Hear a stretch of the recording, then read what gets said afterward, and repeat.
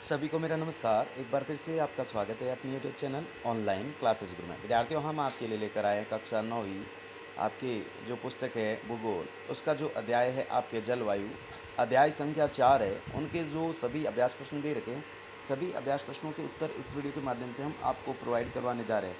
तो देखिएगा, तो यहाँ पर सबसे पहले आपके जो नीचे दिए गए विकल्पों में 4 विकल्पों से सही चयन कीजिएगा। तो निम्नलिखित स्थानों में विश्व में सर्वाधिक वर्षा है जो किस स्थान पर होती है। तो 4 ऑप्शन दे रखे हैं, यहाँ पर देख सकते हैं। सिलचर दे रखा, मासिन राम, चेरापूंजी, गुवाहाटी। तो यहाँ पर सबसे ज़्यादा है वो मासिन राम में होती है, ठीक है। तो इसमें ख फिलअप करना है। फिर नेक्स्ट देखिएगा, नेक्स्ट हम देखेंगे, यहाँ पर देख सकते हैं ख फिलअप करना है। फिर नेक्स्ट देखिएगा, नेक्स्ट जो प्रश्न है अगला, उत्तरी मैदानों में गर्मियों के दौरान चलने वाली गर्म एवं शुष्क हवा को क्या कहा जाता है। काल वैसाखी, लू, व्यापारिक पवन या उपरोक्त में से कोई नहीं। तो इसका उत्तर करेंगे हम लू। क्या करेंगे? लू। तो यहाँ पर देख सकते हैं ख फिलअप करना है, इसी में भी लू हो जाएगा, ठीक है। नेक्स्ट देखिएगा विद्यार्थियों, नेक्स्ट जो थर्ड नंबर क्वेश्चन है, यहाँ पर देख सकते हैं प्रश्न संख्या 3 है, भारत में मानसून लगभग कब आता है। जुलाई के प्रारंभ में, जुलाई के आरंभ में, या जून के प्रारंभ में, या अगस्त के प्रारंभ में। तो यहाँ पर देख सकते हैं जुलाई के प्रारंभ में जून के प्रारंभ में आता है। कब आता है? जून के प्रारंभ में। तो इसमें ग फिलअप करना है। फिर नेक्स्ट देखिएगा, नेक्स्ट यहाँ पर भारत में शीत ऋतु ठंड के मौसम की कौन सी विशेषताएं हैं। तो यहाँ पर देख सकते हैं ठंडे दिन और गर्म रातें, गर्म दिन और ठंडी रातें, ठंडे दिन और ठंडी रातें, या गर्म दिन और गर्म रातें। तो यहाँ पर इसका जो करेक्ट आंसर है गर्म दिन और ठंडी रातें। नेक्स्ट यहाँ हम देखेंगे जो प्रश्न संख्या, भारत में शीत ऋतु ठंड के मौसम में कौन सी विशेषता है। तो यहाँ पर देख सकते हैं ठंडे दिन और ठंडी रातें होगा। सर्दी में क्या होगा? ठंडे दिन और ठंडी रातें हो जाएगा, ठीक है। फिर नेक्स्ट देखिएगा, नेक्स्ट जो प्रश्न है, निम्नलिखित प्रश्नों में संक्षिप्त उत्तर दीजिएगा। तो भारत की जलवायु को प्रभावित करने वाले प्रमुख कारक कौन कौन से हैं। तो यहाँ पर भारत की जलवायु को प्रभावित करने वाले जो प्रमुख कारक है वो है अक्षांश, ऊंचाई, वायुदाब एवं पवन प्रणाली, समुद्र से दूरी, महासागर धाराएं, ऊंचावत, स्थलाकृति। नेक्स्ट देखिएगा, नेक्स्ट है भारत की जलवायु मानसूनी क्यों कहलाती हैं। तो भारत की जलवायु पर मानसूनी पवनों का गहरा प्रभाव पड़ता है। ऋतु के अनुसार पवनों की दिशा बदलती रहती है, इसलिए भारत की जलवायु को मानसूनी जलवायु कहा जाता है। नेक्स्ट देखिएगा, नेक्स्ट है भारत के किस भाग में दैनिक तापमान का जो सबसे अधिक अंतर पाया जाता है और क्यों। तो भारत के उत्तर पश्चिम भाग में दैनिक तापमान का अंतर है जो सबसे अधिक होता है। यहाँ भूमि रेतीली जो दिन में जल्दी गर्म और रात में जल्दी ठंडी हो जाती है, इसलिए दिन का तापमान 50 डिग्री सेल्सियस तक पहुँच जाता है, जबकि रात में लगभग 15 डिग्री सेल्सियस तक गिर जाता है। यह क्षेत्र समुद्र से भी दूर हैं, इसलिए यहाँ दिन और रात के तापमान में अधिक अंतर पाया जाता है। नेक्स्ट देखिएगा विद्यार्थियों, नेक्स्ट जो प्रश्न है, मालाबार तट पर वर्षा किस प्रकार की पवनों के कारण होती है। तो इसका उत्तर करेंगे मालाबार तट पर वर्षा दक्षिण पश्चिमी पवनों के कारण होती है।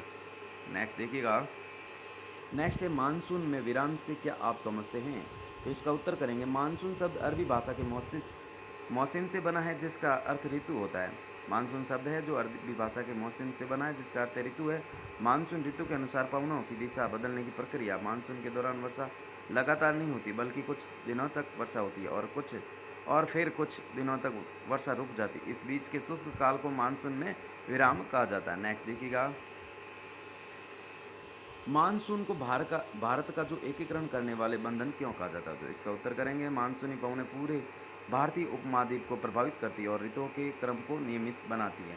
भारत की कृषि और कृषि आधारित अर्थव्यवस्था मानसून पर निर्भर है। लोगों के त्यौहार और जीवन शैली भी मानसून से जुड़ी हुई है। उत्तर से दक्षिण और पूर्व से पश्चिम तक भारत के लोग मानसून के आगमन की उत्सुकता से प्रतीक्षा करते हैं। यही कारण है कि मानसून को भारत का एकीकरण करने वाला बंधन कहा जाता है। नेक्स्ट देखिएगा, नेक्स्ट है भारत में वर्षा पूर्व से पश्चिम की ओर घटती जाती है, क्यों। तो पूर्वी तथा पश्चिम दोनों भागों में बंगाल की खाड़ी से वर्षा होती है, लेकिन उत्तर भारत के मैदान में वर्षा लगातार घटती जाती है क्योंकि मानसूनी पवनों की आर्द्रता धीरे धीरे कम हो जाती है। नेक्स्ट देखिएगा, दक्षिण पश्चिम मानसून की बंगाल की खाड़ी शाखा सबसे पहले पूर्वी भाग में पहुंचती है। पश्चिम भाग तक पहुंचते पहुंचते पवनें अधिकांश नमी खो देती है। साथ ही पश्चिम भाग समुद्र से अधिक दूरी होने के कारण वहाँ वर्षा कम होती है। नेक्स्ट देखिएगा, नेक्स्ट जो प्रश्न है, भारतीय उपमहाद्वीप में पवनों की दिशा में मौसमी परिवर्तन क्यों होता है। तो विद्यार्थियों जिन्होंने चैनल को सब्सक्राइब नहीं किया तो प्लीज़ चैनल को सब्सक्राइब कीजिएगा, वीडियो को लाइक कीजिएगा, वीडियो को शेयर कीजिएगा, ताकि मेरे चैनल पर जो वीडियो अपलोड हो आपके पास नोटिफिकेशन पहुंच सके। इस नोटिफिकेशन के माध्यम से अपना सारा संपूर्ण हल कर सके। तो प्लीज़ वीडियो को लाइक कीजिएगा और अपने दोस्तों के साथ वीडियो को ज़्यादा से ज़्यादा शेयर कीजिएगा। तो इसी का उत्तर आप देख सकते हैं। भारत में अधिकांश वर्षा है जो कुछ ही महीनों में केंद्रित होती है। अधिकांश वर्षा मानसूनी पवनों से होती है। पूरी तट का डेल्टा क्षेत्र चक्रवातों से प्राय प्रभावित रहता है।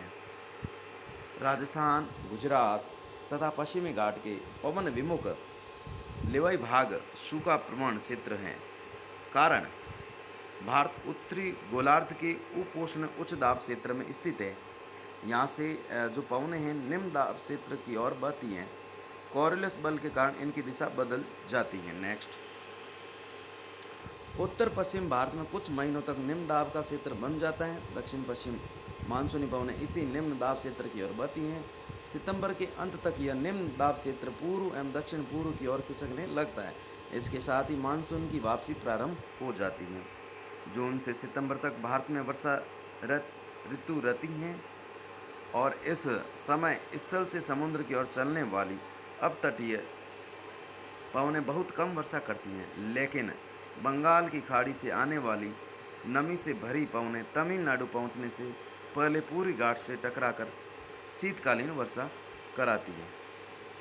नवंबर की शुरुआत तक बंगाल की खाड़ी एवं अंडमान सागर के ऊपर निम्न दाब की स्थितियाँ बनने लगती हैं, जिससे चक्रवाती अवदाब उत्पन्न होते हैं।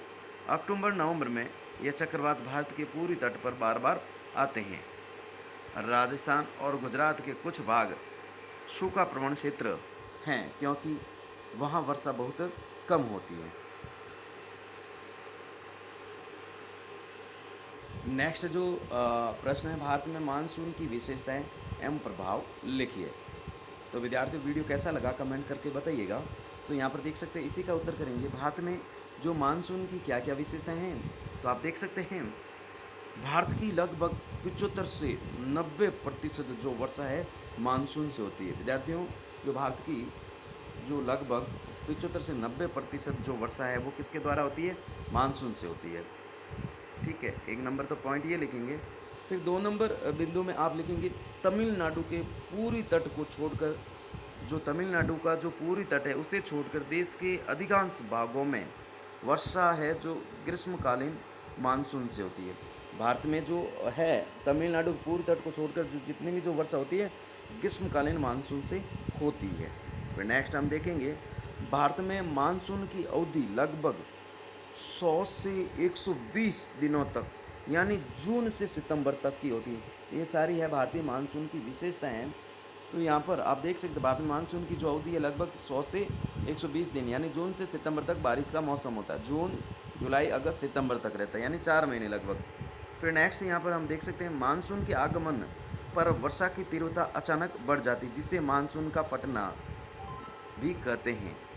नेक्स्ट देखिएगा, मानसून के दौरान वर्षा लगातार नहीं होती बल्कि बीच बीच में वर्षा रुक जाती, इसे मानसून में विराम भी कहा जाता है। तो इस प्रकार से इस वीडियो के माध्यम से यहाँ पर देख सकते हैं भारत में मानसून के प्रभाव। तो यहाँ पर करेंगे, भारत की कृषि मुख्यतः मानसून वर्षा पर निर्भर करती है।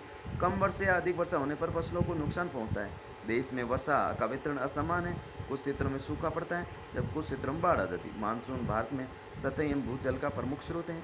मानसून गर्मियों की तीव्र गर्मी से राहत प्रदान करता है।